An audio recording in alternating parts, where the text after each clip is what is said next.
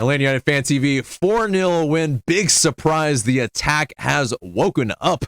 And Gallagher with a brace, Lennon with a couple of assists as well. I mean, what a night for the Five Stripes.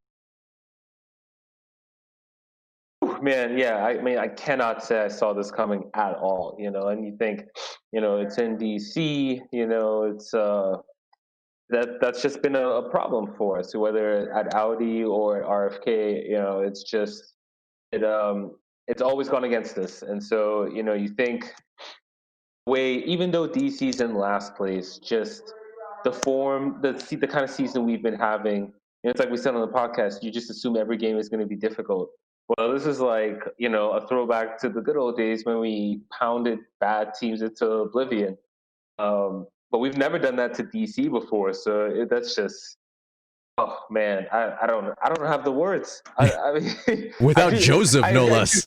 I think without Joseph, that's the truly impressive part. Getting 4 goals. I mean, but I think a lot of plaudits need to go on to a couple of these players, especially on the score sheet. Jon Gallagher, essentially coming from a non-starter into the leading goal scorer for the team. I mean, how immense was he tonight? I mean, it's just like we have a player. I mean, for the rest of the season, it seems like he's going to be one of the most important players. It looks like he's going to have to at least play in pretty much every match. You know what I mean? Like, he's just been that good. I think his energy, his willingness to take players on, his directness, I think he definitely adds something that this team has sorely been lacking. And you mentioned missing players. Like, imagine the result is so good, we don't even have to talk about Barco. Like, that hardly missed him tonight. And I'm not drawing, I'm not going to go ahead and draw a big conclusion from that, but we did not miss Barco tonight. Yeah. That is a compliment to the players that played, especially Gallagher. Yeah. Yes. So, yeah. Mm-hmm. We shouldn't get too far ahead of ourselves. It is against DC United, the bottom-dwelling team in the Eastern Conference.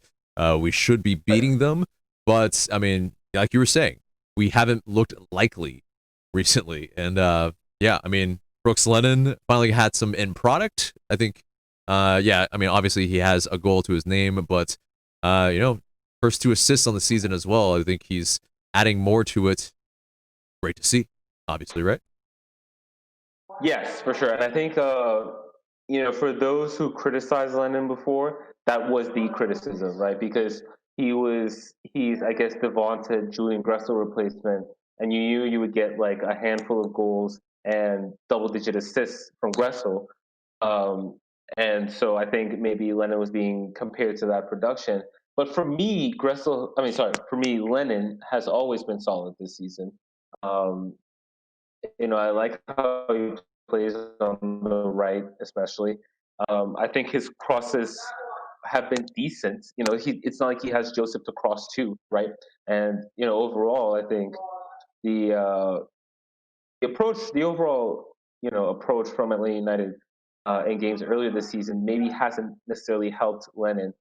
But no, he was very good tonight. I mean, for me, look, I've talked about this before. Like, I think Lennon has been solid.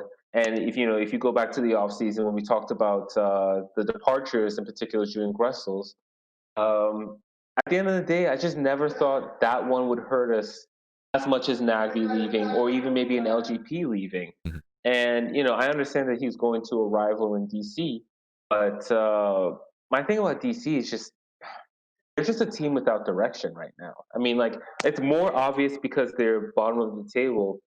But even, before the season played out, it's like, before they had Wayne Rooney and Lucho Costa, and, they had a few months in 2018 where they really lit the league on fire.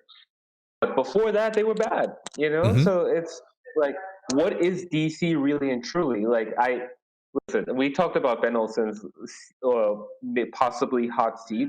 I don't see how he survives, like, after that episode tonight. Yeah, right? I mean, basically, the ineligible player losing by 4 at home. I mean, just a player sent off. that really just seems like a team that's badly in need of a big change. And so I think it would be difficult to talk about the result without talking about how shambolic DC United were. But you still got to play them. You still got to put the ball in the back of the net. Mhm. And they stepped up. I'm happy that Adam John got on the score sheet as well. I hope that does wonders for his confidence. I do think he's really settled into the striker role nicely. Um, and I'm comfortable with him being the main forward, at least for the rest of the season. Like he is what he is. He's a target man. He will, sort of, I guess, bring other players in.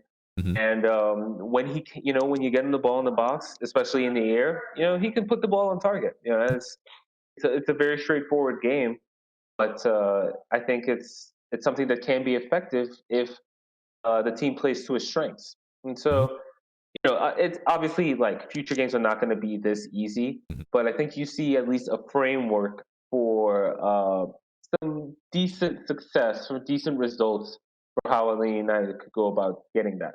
Right. I mean, obviously, it already gets tougher immediately on Wednesday for sure. But in terms of this match, the you know, I think we talk about this pretty often in that when we have listless possession, I think the time to have it is when you're up 4-0. Not when you're trying to break down a team in the early minutes of the game. And so, the fact that we came out of the gates quickly, that sets the tone, right? Absolutely. I mean, is that something we talked about? We talk about a lot this season is game state, and usually it's been against us because we're conceding early, and then we're trying to claw back into the game, and the other team already from an early point kind of has us on the ropes. Well, we did that to DC tonight, and so like obviously, like yeah, it'd be easy to say, yeah, just go out and get the early goal, but I think not conceding first is hugely important. And yeah, come out, come firing out the blocks. Be direct, Hmm. Go after. I think that style. I think that will always uh, come more naturally to Atlanta United, especially the type of players that we tend to have. Hmm. And so yeah, I mean, Yeah, it's yeah, not. it's one of those. Yeah, it's Go not. ahead, go ahead. Sorry to cut you off, but it's not No, that we scored. It's how we scored. We scored not only through various different dynamic ways, but the team goal for the third one. I mean, it's just, oh, that's what we want to see as fans. That's the football. And we got some glimpses of that. And I think this is, a great stepping stone, right?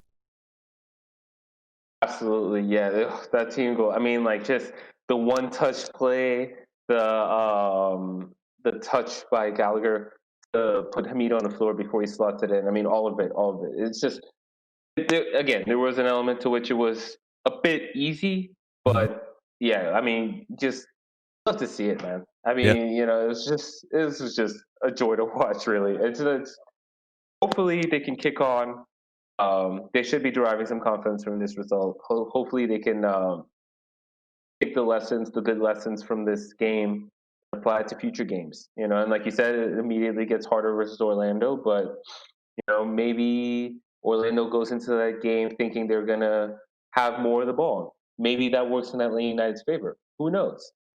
One thing. Oh, another thing I wanted to say too. You know, in terms of yes, look, it's been a bad season. It's been a rough season, but as I've said before, it can get worse. It can always get worse. And tonight, like we saw a glimpse of that. Like The other we side. thank Yeah. yeah, exactly. Like it can get much worse. And so, we have to make sure that we don't drop any more in the standings, don't drop any more in terms of the level of play, and really, rebuild. It's going Yeah. to be slow. It's going to be a long process. And I think there still will need to be additions made to the roster before next February.